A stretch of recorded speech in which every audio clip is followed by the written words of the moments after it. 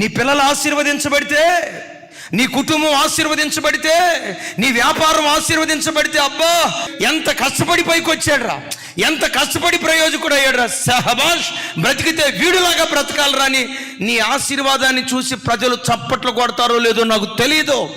ఒకటి ఖచ్చితంగా చెప్తాను, వీడు ఎప్పుడు పడిపోతాడా, వీళ్ళ కుటుంబం ఎప్పుడు పతనం అయిపోద్దా, వీళ్ళ సేవ ఎప్పుడు పతనం అయిపోద్దా, వీళ్ళ ఆర్థిక వ్యవస్థ ఎప్పుడు పతనం అయిపోద్దా, వీళ్ళు పతనమైతే చూసి పండగ చేసుకుందామని లక్షల కొలది ప్రజలు ఎదురు చూస్తారు. మరి ముఖ్యంగా శత్రువైన సాతాను ఎదురు చూస్తాడు. నేనంట, శత్రువుకు విరోధికి అవకాశం ఇవ్వకుండా నువ్వు నిలవబడు, నీ ఇంటిని నిలవబెట్టుకో. నిన్ను చూసి సాతాను వాడు సిగ్గుపడును గాక, నీ పిల్లలను చూసి వాడు సిగ్గుపడును గాక అంటాడు దావీదు. నేను పడిపోయి ఉండగా శత్రువు ప్రహర్షించకుండా ఉండునట్లు తూలిపోకుండా బండ మీద నా పాదాలు స్థిరపరిచాయి అంటాడు.